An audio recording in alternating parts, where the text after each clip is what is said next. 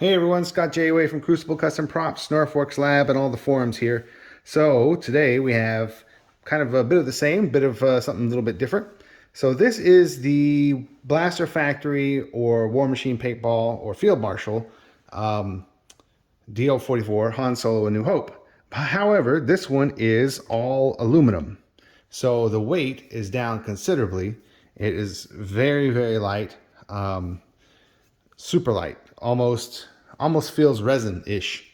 It's in fact most of the weight is back here, back here in the body where the grips are, but the rest of it is super light. So if you are costuming or something like this is probably the best way to go, is to get one of the aluminum ones. The downside to the aluminum is it's paintwork. You cannot blue it. You can blue aluminum, as I've shown in the past, but it just doesn't hold for a long time. It'll start to degrade and kind of flake off and stuff like that. But in the end, I think he offers these as anodized, completely anodized. And there are different ways you can get them, I believe. So you can get them. The person who sent this to me bought it this way, where everything was anodized. The flash hider was anodized, the bull barrel, the top, the bottom. But the bottom, the lower, already came painted. It was already painted, so the mystery disc I didn't do. That's all Field Marshal. The front grille greebly is an aluminum one, an anodized aluminum one. It was already adhered, and it's on there really strong. But he did get the bright bolt, which is good. But the hammer is not bright, and neither is the lock frame. All that stuff is anodized. And there's no real way. I didn't do the stamping on it because I can't really stamp through the anodize and then get it looking. I would have to file to get rid of the burrs and stuff like that, and it wouldn't look good with the anodize. It would just be a really terrible compromise. So I chose not to do the stamping on that because of that. However, this is the aluminum Deluxe scope, which is cool. I haven't seen one of these before. So these scope rings here thread off, and so this is what the aluminum Deluxe scope looks like, and it was also anodized. Now I've done, of course, paint and weathering and stuff like that to the whole deal, and I painted the flash hider to look more like steel. But yeah, and so the owner of this one, let me pause real quick. I'm going to need a tool. So the owner of this one wanted electronics put in it, and he had a blaster cord that he sent with me. Now, I could not do I don't have the ability to drill these like on a Denix. So if it doesn't come with the hole in it, there's no way for me to do lighting. And then the other issue with doing the lights on it is I cannot get the parts anywhere. There's a global shortage on electronics bits and the resistors and stuff like that. I can't find them. I can't find them anywhere. Can't find the resistors I need. There's no local source anymore because all of the fries in the nation have closed down. Even before they closed down, it was kind of getting difficult anyway. And I ran out of the stock that I have, so we did not do lights, but we did do sound. Of course, the speaker's mounted down here in the grip and everything. But man, I tell you, even with some of the concessions made for the switch mounting, these are incredibly difficult to put electronics in. I had such a hard time with this. I almost gave up, and I almost I'm tempted to refuse all future electronics installs on these. However, the kill key is down here, and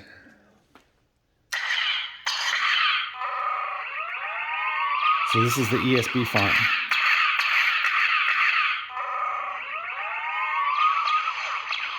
So now there are some concessions with putting electronics in this. Now the way Chris designs the lock frame inside for the switches, the placement is really cool, except for that it forces you to wire the switches in a way to where it's always closed, and you want it to, or always open, and you want the circuit to close as the switch is released. So when you push the trigger, it's lifting the sear arm up off of the switch. Instead of pushing it down to activate, it's lifting it off to activate for this one. And then also for the safety. Now I've done them the other way before, and it's a bit more intuitive for how the lightsaber guys do it.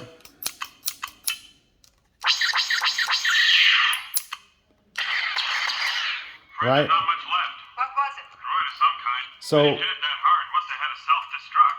Your aux. Imperial probe droid. Okay, guys. You would push up instead of down, which I guess is more, and the anodize wants to squeak on itself, so there's not much I can really do about that. I don't want to put any lubricants in there with the electronics, so. The other downside about the aluminum is the weight of the hammer and the weights of the parts. The springs don't really want to play well, so it's just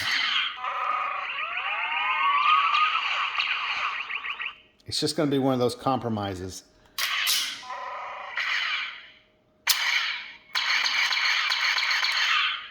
You can activate the trigger either way, but when you pull this back, it lifts the sear just enough to activate that trigger. It's very, very finicky. I could not get it to work any other way.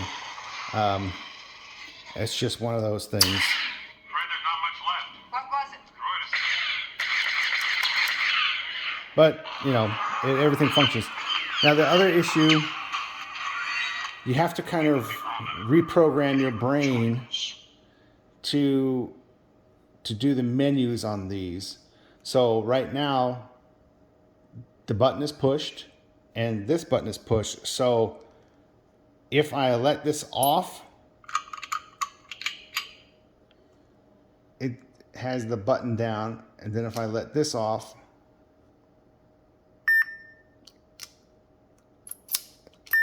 now it goes into the menu. I had to think about it a little bit.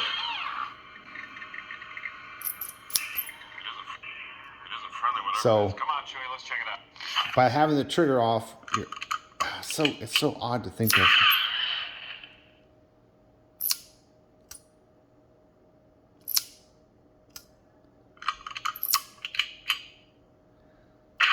Okay, so we want the trigger pulled down and then off. Now it's in the menu. Okay.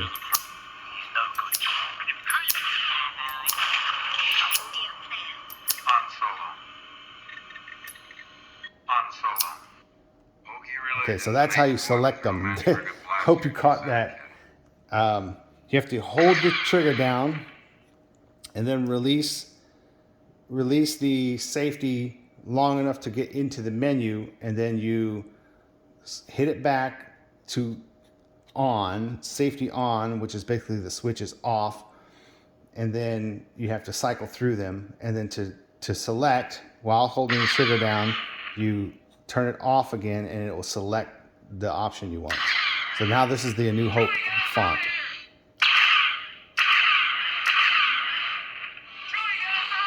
So let me go through that again. Pull the trigger, and then turn the safety off.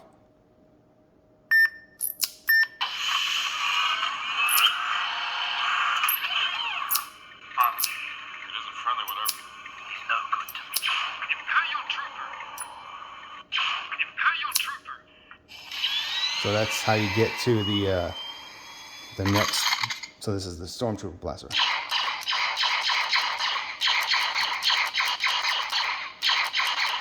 Okay, so once again, pull this one down. It's off until you hear the beep. Now go back to on.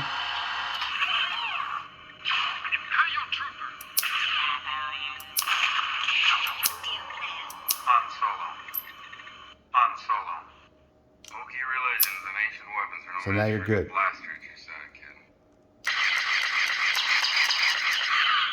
So anyway, that is how you work the electronics with the switches, done the way Field Marshal has designed it. Now, I've in the past, I wired them the old way, and I milled a new slot and everything for a different switch placement, and it was kind of it was more work to do, and it wasn't really going the proper way it was designed for him, and the safety was opposite, which this way it just takes wrapping your brain around it really to get used to it. But once you do, it's fine. It's not a big deal. So that's it. And it's 7.4 volt lithium ion with the Blaster Core 5.0. You can just put your kill key in there, and then I don't know how long anybody actually plays with the electronics every time. When it's not on, you just play with it like normal. Now, it doesn't have the snap as the steel ones do, just because of the weight and the way the springs interact with the very light weight of the hammer. The hammer is so light that it doesn't really want to fall very hard. So, and I can't put lubricants in it because of the electronics. So I don't have any grease or oil in there. So you just have dry movement. Anyway, it's polished as best as it can, but that is the aluminum dl44 from Field Marshal. Basically, cosmetically, you can get it look very much like the steel counterpart. The weight is less than half, I think. I haven't weighed them exactly, but it's super lightweight. It's very light. Feels like a toy compared to like a real gun like the steel one does. However, you got all of the benefit of it being accurate proportions and all that stuff without the detriment of the weight. So yeah, anyway, I'm rambling, and it's really cool. Pretty cool thing. So there it is, guys. Thanks for watching.